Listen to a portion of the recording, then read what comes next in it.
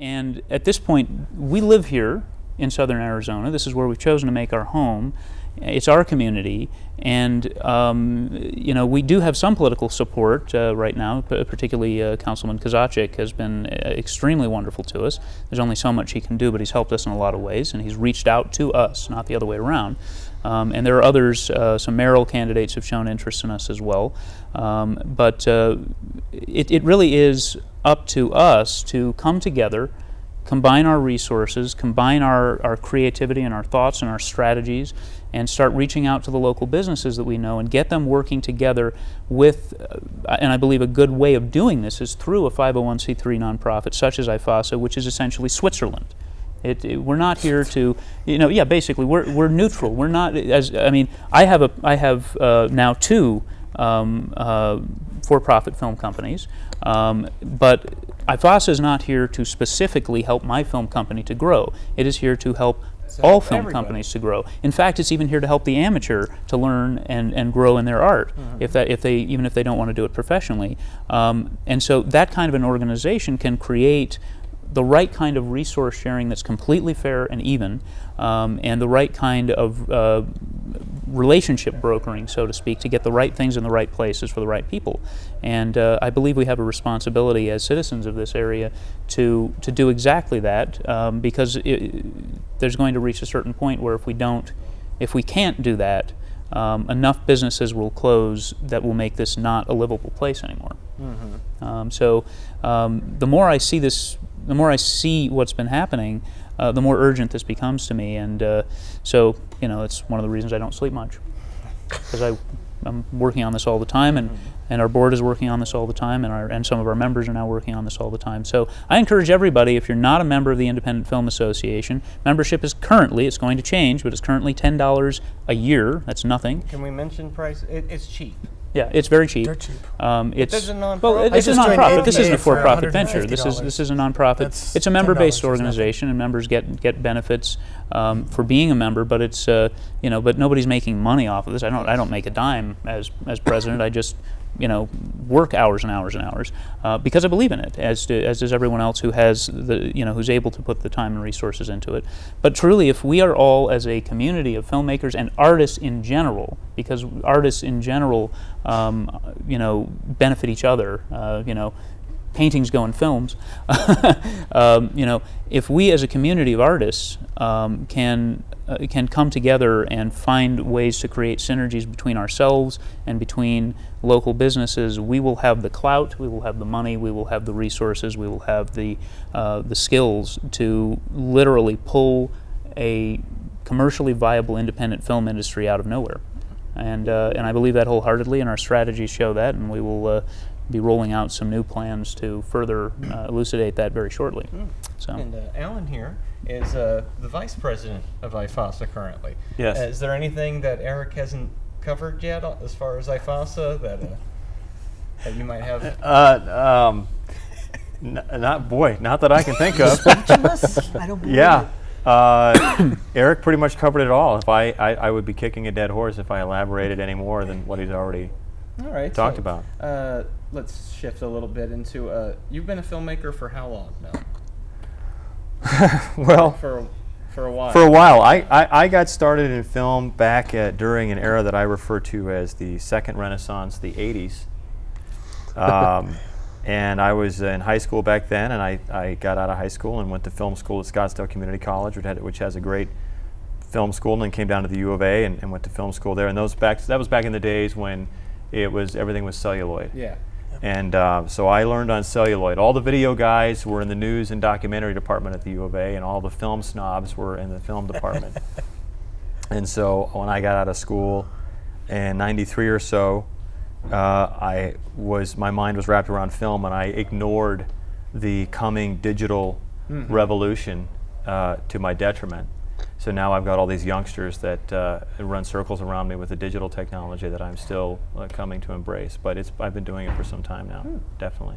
Yeah, from what I've seen with your video work, I wouldn't know that they're running circles around you. It looks like you're right up there with them. Well, thank you. It was a good friend of mine, a film instructor friend of mine at the university, we remained fast friends after I got out by the name of Larry Foster. And he shot a digital feature that Jay was in, as a matter of fact. Yes.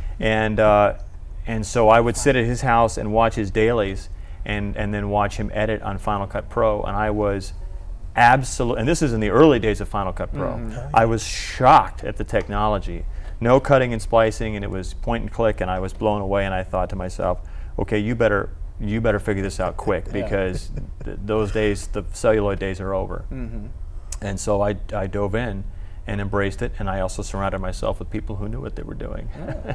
And yeah, so since then I've made a number of short films and music videos and so on, utilizing the new technology, and predominant. I mean, the predominant reason is because it's film has become cost prohibitive, particularly for the independent filmmaker, and so you do what you have to do to survive. And in my opinion, the digital technology has caught up.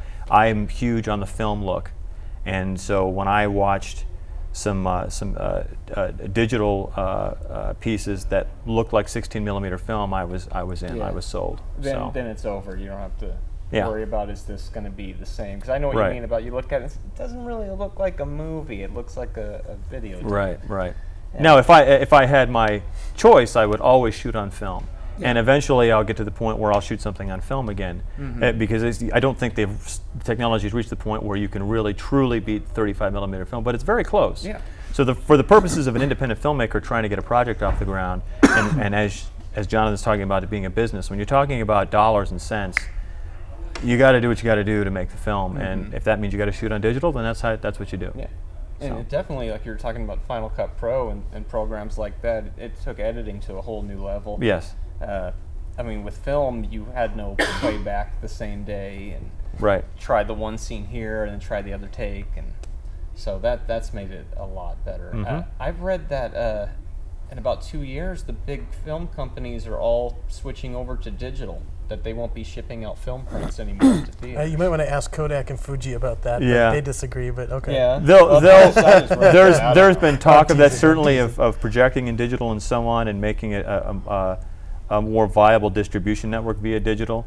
I think that's probably a little bit further down the road than what people are talking about, but they still store digital. Digital still gets transferred back onto film for archival purposes, which I find interesting. That is. But it's because gamma rays from space, believe it or not, will change the data, and that's why. Okay, really. Good to know. Wow. Write that down. Yep. So I think film will still be here for a while, but there's no question that the digital technology is giving Kodak and Fuji a run for their money, for sure. You don't have to ship film prints. Right. They just download it into a hard drive. Oh yeah. Well, and I can remember the days of waiting for the FedEx or the UPS guy to show up with your rushes. Yes. And just, please God, please don't lose them, please. And now you get done shooting, you can throw it right into a laptop right when you're done and watch your dailies right there. So there's something to be said for that. I can see how, on one hand, it makes things a lot easier, but on the other hand, do you think it could make it too easy? Well, okay, so I'm going to sound like a film snob. The problem with the technology the way it is right now is now it makes anybody with a digital camera a filmmaker. Yeah. And I think most people can that's not necessarily true. And so what's happened now is the market is flooded with product, with filmmakers, and you have to sift through a lot of material that perhaps wouldn't have been made normally if it had shot on film, where the quality of the product would have been it would have been made based on its merits. It would have raised money based on its merits. And so I think that's the general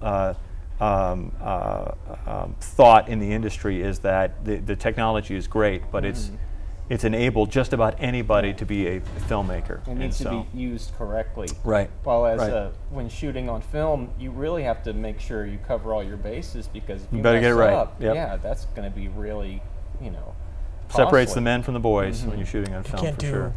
20 takes on film, because Right. you're going to blow your whole budget. Right. But yet still on video, I guess nobody should go into video with the mindset of, I can do 20 takes. Sure. You should go in with that just as prepared. You should, I guess. because time is still time. I think regardless, time is still a factor, and you know, over the course of time, even the worst, you know, filmmaker using, you know, off-the-shelf equipment will eventually get to the point where they're like, I think I need to adjust the way I shoot because this didn't look good, but this does. Well, hopefully, and eventually they learn something. If they have to learn it trial by error, that, you know, hey, I'm, you know, trial by fire. Well, and I think that it's a cheap way to learn. The ways of making films has been tried and tested for decades, and there's systems that have been figured out from guys shooting film and learning from making their mistakes. And I think the greatest thing that I see with contemporary filmmakers now shooting on digital is that they don't think they have to follow those systems. Editing is editing. Yeah. Slating your shots, every single shot, detailed and slated, is no different on film and digital. An editor is still going to get lost trying to figure out where the hell the shot is that they need to find, or what is this that they're looking at when suddenly the director decided to deviate off the script. Somehow they're thinking, well, it's digital, let's just tape. Well, you still have to follow these tested systems that filmmakers who shot on film did, because you only have so much film, and so, you know, you better get it right. So you don't have to sift through hours and hours of random raw footage. Right.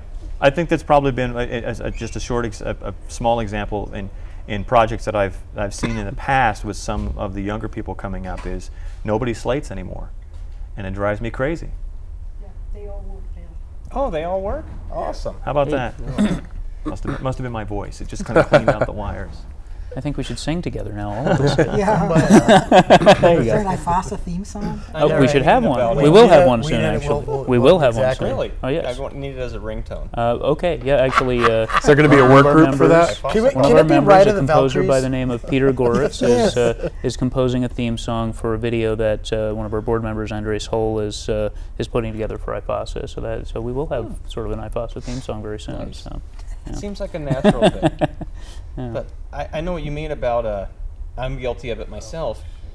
When a lot of these young filmmakers, they think they can skip a lot of the things like, shot lists, or storyboard, or continuity. You know, just stick them in front of the camera and shoot it real quick. But well, and then with the advent of digital editing technology, the saying that drives everybody nuts is the whole fix it in post thing.